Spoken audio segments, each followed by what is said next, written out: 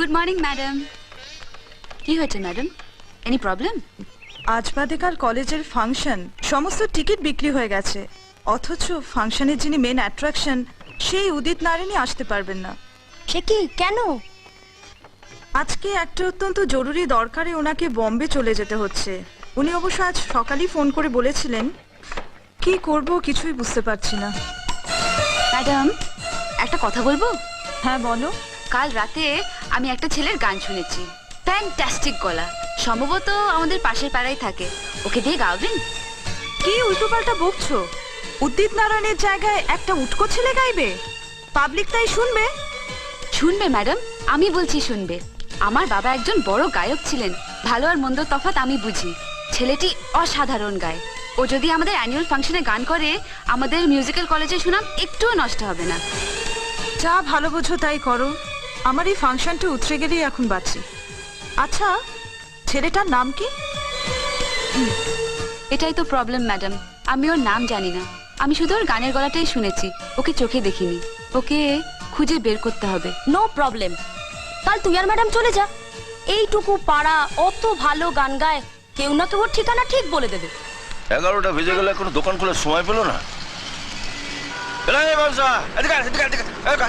আরে আসছি তুমি দেখছি এখন দোকান খোলার সময় দেবে। আরে কাল রাত্রে আর সেবা দেখতে গেছিলাম, বুঝলে কেশুদা? আরে তোর গল্প শোনার জন্য আমি আসিনি, তাড়াতাড়ি কর, তাড়াতাড়ি কর। দেখি একটা দে তো। তুমি তো ঘোড়ায় জিন দিয়ে এসছো দেখছি। দে একটা নিপদের খাতায় লিখে রাখ। আরে কি হলো দে। কেষ্টদা তোমার অনেক বাকি পড়ে গেছে, তুমি জানো? তোমাকে আর ধারে মাল দেওয়া যাবে না। বলিস কি রে? আরে যবে দোকান খুলেছে তবে থেকে আমি খদ্দের, তবে থেকে আমি মাল কিনে আসছি। কত টাকা তোর বাবু পেয়েছে জানিস? আরে না না না, কথা বলার সাথে দে দে। দেখো অত শত বুঝি না, ধারে তোমায় আর মাল দিচ্ছি না। ও ধারে মাল দিবি না, না? ধারে মাল দেওয়া যাবে না। ঠিক আছে, আমি টাকা নিয়ে আসছি। যাও। যতক্ষণ না আমি মাল পাচ্ছি ততক্ষণ কেউ মাল পাবে না। আরে আরে কি করছিস? আরে কেষ্টদা, তোর মাল তুই খা, থাক ভেতরে থাক। মনিন্দর, মনিন্দর। अरे केष्ट तुम হ্যাঁ, क्या हुआ? আরে ইন্স্যুরেন্সের প্রিমিয়াম নিতে এলাম, ডিউ হয়ে গেছে, দেরি করলে তো ফাইন লাগবে। अरे हमारे प्रीमियम में रुपया तो तुम्हारे एजेंट विजय से लिए गलो। বিজয়? हाँ, আরে আমার ক্লায়েন্টের টাকা ওকে কে নিতে বললো? तुम्हारे बीवी बोले थे। আমার বিবি বলেছে? हाँ, विजय तो তাই বললো। তুমি নাকি হর রোজ অফিসের নাম করে বাইরে বেরিয়ে গিয়ে মদের দোকানে লাইন মারো, সেই জন্য ও তোমাকে রুপিয়া দিতে না করে দিয়েছে। হ্যাঁ, বিজয়ের এত রেলা বেড়েছে, দুদিনের চোখে রাস্তা থেকে তুলে আনলাম, আমারই মাল পয়মাল করে আমাকে পদে বসাচ্ছে। দেখাচ্ছে বিজয়। বিজয় কোথায় রে?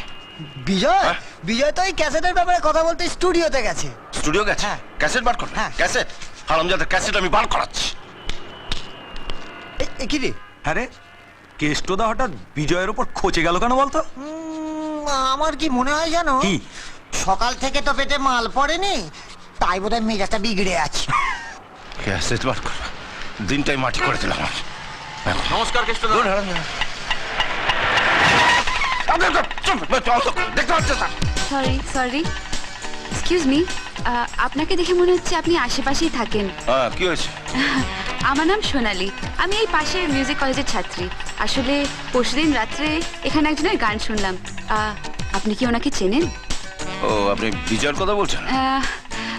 তাই হবে। আসলে আমি ওনাকে চিনি না, আমাদের মিউজিক কলেজে একটা ফাংশন আছে। আপনি কি ওনার সঙ্গে আমাকে একটু আলাপ করিয়ে দেবেন? আমি আপনাকে আলাপ করিয়ে দেবো ইডিয়েটটার সঙ্গে। ইডিয়েট বলছেন যে? আরে এটা তো কম বলেছি, ওটা একটা স্টুপিড গাধা, এই মুহূর্তে মুখে কিছু আসছে না।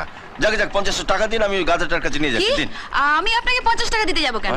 সোনালি চলে এসো, চলো আশ্চর্য। আমরা বরঞ্চ অন্য কাউকে পয়সা যেন জিজ্ঞাসা গাছে করলে ফলে। ঠিকানাটা পেয়ে যাবো। Stupid দেখুন। কোথাকার একটা। দেখুন এই, না, চলো, চলো, চলো। চলো। আরে একটা নিপ খেতে গিয়ে তো জিভ বেরিয়ে যায়, সব ওই হারামজাদার জন্য। বন্ধু তুমি শুনতে কি পাও এই গান আমার